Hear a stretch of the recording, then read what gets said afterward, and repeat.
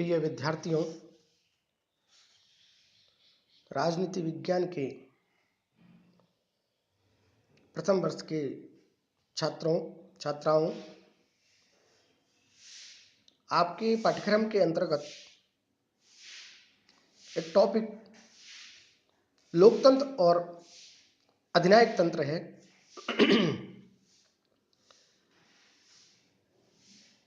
Democracy के बारे में हमने जो वीडियो बनाया था,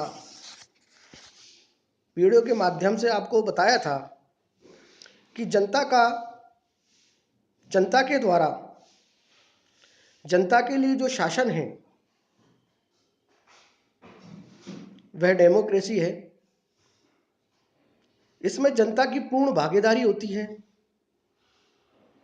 सत्ता निरंकुश नहीं होती है,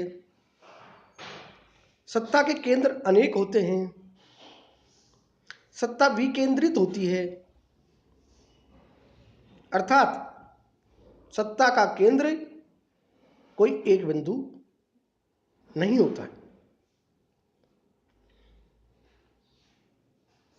और विश्व के अधिकांश देशों में आज यह व्यवस्था कायम है, परंतु इसके विपरीत आधुनिक युग में यह लोकतंत्र अधिनायक तंत्र में परिवर्तित होता दिखाई दे रहा है। दुनिया के अधिकांश देश किसी न किसी रूप में तानाशाही व्यवस्था को अपना रहे हैं। एशिया, अफ्रीका, लैटिन अमेरिका के अनेक राज्यों में आजकल निरंकुश शासन व्यवस्थाओं का बोलाबाला होता जा रहा है।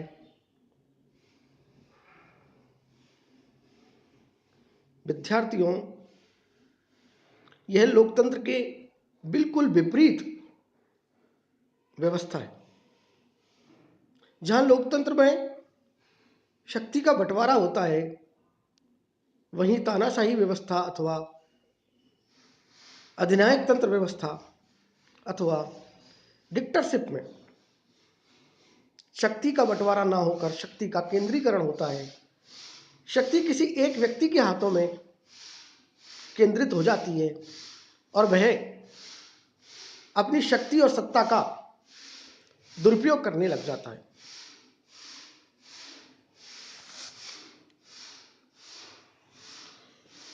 मेरे प्यारे विद्यार्थियों, अधिनायक तंत्र के जो टाइप यदि हम चर्चा करें, इसके प्रकारों के बारे में चर्चा करें, तो इसके दो प्रकार हमें दिखाई देते हैं। एक प्राचीन अधिनायक तंत्र और एक अर्वाचीन अधिनायक तंत्र। प्राचीन अधिनायक तंत्र से हमारा तात्पर्य है प्राचीन समय में ऐसी व्यवस्था या तो विशेष संकटों के मुकाबला करने के लिए, लोक कल्याण के लक्ष्यों को प्राप्त करने के लिए होती थी। अर्थात कोई विशेष संकट आ जाता था जब प्राचीन काल में, तो संपूर्ण शक्ति का केंद्र किसी एक राजा के अधीन होकर अथवा कोई बहुत ज्यादा विशेष प्रजा का यदि कल्याण करना है, तो उस अवस्था में भी राजा अधिनायक तंत्र के रूप में दिखाई देता था और संकट का सामना करता था अथवा लोक कल्याण का कार्य करता था। और इस अवस्था में, इस व्यवस्था में प्राचीन अधिनायक तंत्र को हम देख सकते हैं। दूसरा जो प्रकार है वो है अर्वाचीन अधिनायक तंत्र का, अर्थात मॉडर्न डिक्टेटरशिप का। आधुनिक समय में, आधुनिक काल में इस अवस्था से, इस व्यवस्था से स्वेच्छाचारिता का अथवा अत्याचारी शासन का बोध होता है। इसमें राज्य सत्ता किसी एक व्यक्ति के हाथों में निहित होती है और शासन सत्ताधारी व्यक्ति की इच्छा के अनुसार ही चलता है। ऐसी अवस्था में उस पर किसी प्रकार का कोई अंकुश नहीं होता है। आधुनिक अधिनायकों को राष्ट्रीय संकट के समय नहीं चुना जाता, अपितु वे तो प्राय आकस्मिक राज्य क्रांति के फलस्वरूप अपनी शक्ति को प्राप्त कर लेते हैं। अर्थात राजनीतिक स्थिति का यहाँ आधार शक्ति और बल प्रयोग के आधार पर होता है और वो किसी के प्रति भी उत्तरदायी नहीं होते हैं। अधिनायक तंत्र में राज्य की संपूर्ण शक्ति एक ही व्यक्ति में निहित होती है और वह स्वयं को राज्य का मूर्त रूप समझता है। एलन बाल विद्वान ने अपनी पुस्तक आधुनिक राजनीति और शासन में आधुनिक अधिनायक तंत्र के दो रूप माने हैं। पहला सर्वाधिकारवादी अधिनायक तंत्र और दूसरा स्वेच्छाचारी अधिनायक तंत्र। सर्वाधिकारवादी अधिनायक तंत्र की जो लक्षण दिखाई देते हैं, जो इसकी विशेषता हैं, वो प्राय निम्न प्रकार से मानी जा सकती है। पहली, सिद्धांत यह है व्यक्तिगत तथा सामाजिक गतिविधियों के सभी पहलुओं से सरकार राजनीतिक रूप से संबद्ध होती है। विद्यार्थियों, दूसरी इसकी विशेषता है एक ही दल राजनीतिक तथा विधिक रूप से प्रभावी होता है। तीसरी, सैद्धांतिक रूप से ही सुस्पष्ट विचारधारा होती है जो इस व्यवस्था के अंतर्गत संपूर्ण राजनीतिक सक्रियता का विनियमन करती है। चौथी विशेषता इसकी जो है, चौथा इसका जो लक्षण है वो यह है कि न्यायपालिका तथा जनसंपर्क के साधनों पर सरकार का कठोर नियंत्रण होता है। और अगली पांचवी इसकी जो विशेषता दिखाई देती है वो यह है कि जनता के भाग लेने तथा जनता की स्वीकृति से शासन का वैधीकरण हो जाता है। इस प्रकार से यह मॉडर्न आधुनिक तंत्र में सर्वाधिकारवादी अधिनायक तंत्र की लक्षण है। दूसरा इसका जो प्रकार है मॉडर्न अधिनायक तंत्र का, वो है स्वेच्छाचारी अधिनायक तंत्र। इसमें क्या होता है, इसमें तीसरी दुनिया के अधिकांश देशों में स्वेच्छाचारी अधिनायक तंत्र ही दिखाई देता है। और स्वेच्छाचारी शासन एक अस्थायी शासन है जो औद्योगिक तथा आर्थिक विकास के अभाव में पैदा होता है। स्वेच्छाचारी शासन तंत्र के जो लक्षण हमें दिखाई देते हैं उनका वर्णन मैं इस प्रकार कर रहा हूं। पहला, इसके अंतर्गत मुक्त राजनीतिक प्रतियोगिता यानी अर्थात राजनीतिक दल और चुनाव पर महत्वपूर्ण पाबंदियां लगी होती। दूसरा, कम्युनिज्म या फासिज्म जैसी विचारधारा का यहां अभाव होता है। तीसरी, राजनीतिक अनुरूपता तथा आज्ञाकारिता प्राप्त करने के लिए राजनीतिक सत्ताधारी बहुधा जोर जबरदस्ती तथा बल प्रयोग पर अधिक जोर देते हैं।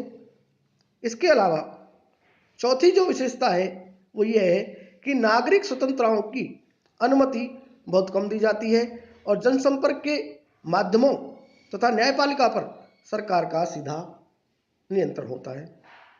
अगली जो इसकी विशेषता है वो ये है कि अक्सर सेना ही आकस्मिक राज्य परिवर्तन या स्वतंत्रता के औपनिवेशिक युद्ध के फलस्वरूप अपनी सत्ता को प्राप्त कर लेती है या हथिया लेती है। इसके अलावा राजनीति पर एक गुट का एकाधिकार स्थापित हो जाता है, उसका नियंत्रण स्थापित हो जाता है। यदि हम बात करें कि स्वेच्छाचारी शासन या सत्ता के कौन कौन से उदाहरण हैं, तो उसके अंतर्गत जो देश हमें दिखाई देते हैं वो ये है युगांडा, लीबिया, नाइजीरिया इत्यादि। लेकिन हमें ये जान लेना चाहिए, समझ लेना चाहिए कि स्वेच्छाचारी शासन पद्धतियों को तीसरी दुनिया का पर्याय नहीं माना जाना चाहिए। इसके बाद हम इसके जो फीचर हैं, जो इसके साइलेंट फीचर हैं, जो इसके लक्षण हैं, उनके बारे में यदि हम चर्चा करें तो इसके जो लक्षण दिखाई देते हैं वो ये कि पहला, एक तो ये लोकतंत्र का संपूर्ण विरोध करता है। लोकतंत्र यह विरोधी होता है। और दूसरा इसका जो लक्षण हमें दिखाई देता है वो यह है उदारतावाद का भी विरोधी होता है। और तीसरा इसका जो लक्षण होता है वो यह है कि वह शक्ति में विश्वास करता है, हिंसा में विश्वास करता है। और इसके अलावा यह तानाशाही व्यवस्था को अधिक महत्व देता है। यह व्यक्तिगत स्वतंत्रता का भी विरोधी होता है। और इसके अलावा इसकी जो विशेषता दिखाई देती है वो यह है कि यह उग्र राष्ट्रवाद को जोर देता है। इसके अलावा यह सर्वाधिकारवाद पर जोर देता है और एक दलीय शासन व्यवस्था को आगे बढ़ाने के लिए यह व्यवस्था ज़्यादा कारगर सिद्ध होती है। विदेशी विद्वान न्यूमैन ने अधिनायकवादी राज्य के 5 लक्षण बताए हैं। पहला, यह एक पुलिस राज्य है। दूसरा, इसमें शक्तियों का केंद्रीकरण होता है। तीसरा, इसमें एक सर्वाधिकारवादी राजनीतिक दल होता है। और चौथा, इसमें सार्वजनिक जीवन पर कठोर नियंत्रण होता है। पांचवा, ये नागरिकों में भय उत्पन्न करने में विश्वास करता है। पीटर मर्कल ने अपनी पुस्तक पॉलिटिकल कॉन्स्टिट्यूट एंड चेंज में अधिनायकवाद के निम्न लक्षणों की ओर ध्यान दिलाया है। पहला, यह असाधारण सत्तायुक्त अर्ध देवतुल्य एक नेता वाला शासन है। दूसरा, सरकारी प्रशासन में समाज के समस्त संगठनों के नियंत्रण के रूप में विशिष्ट ढंग से संगठित और भावात्मक समर्पणता वाला एक यह मास वाला दल है। और तीसरा, शिक्षा व्यवस्था तथा जनसंपर्क के सभी माध्यमों पर प्रचार का एकाधिकार स्थापित हो जाता है। और चौथा है, आतंक और भयभीत करने की यह सुपरिष्कृत व्यवस्था है। इस प्रकार से ये अधिनायक तंत्र के साइलेंट फीचर ऑफ डिक्टेटरशिप दिखाई देती है। लोकतंत्र विरोधी, उदारतावाद वाली शासन व्यवस्था का विरोधी, शक्ति और हिंसा में विश्वास, तानाशाही को अत्यधिक महत्व, व्यक्तिगत स्वतंत्रता का विरोधी, उग्र राष्ट्रवाद को बढ़ावा, सर्वाधिकारवाद को बढ़ावा, एक दलीय शासन। यदि हम बात करें भारतीय विद्वान वेनी प्रसाद जी की, तो वो इसके जो लक्षण बताते हैं वो ये है, यह प्रत्यक्ष या परोक्ष रूप में सैनिकवाद की ही उपज है। इसमें नेता अपने को राष्ट्रीय एकता तथा भावनाओं का प्रतीक मानते हैं। प्राय इसकी एक विशिष्ट सामाजिक विचारधारा होती है। यह आंतरिक दिशाओं को सुधारने के स्थान पर युद्ध और जनता का ध्यान केंद्रित करता है। यह आंतरिक विद्रोह को दृढ़ता के साथ दबा देता है। इस प्रकार विद्यार्थियों, ये लोकतंत्र के प्रकार और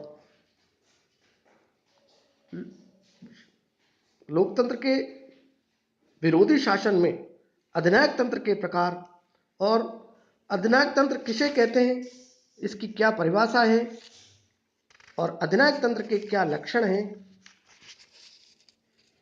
अगली जो भी टॉपिक है उस टॉपिक के अंतर्गत हम अधिनायक तंत्र के क्या कारण होते हैं इसमें चर्चा करेंगे। तब तक के लिए धन्यवाद।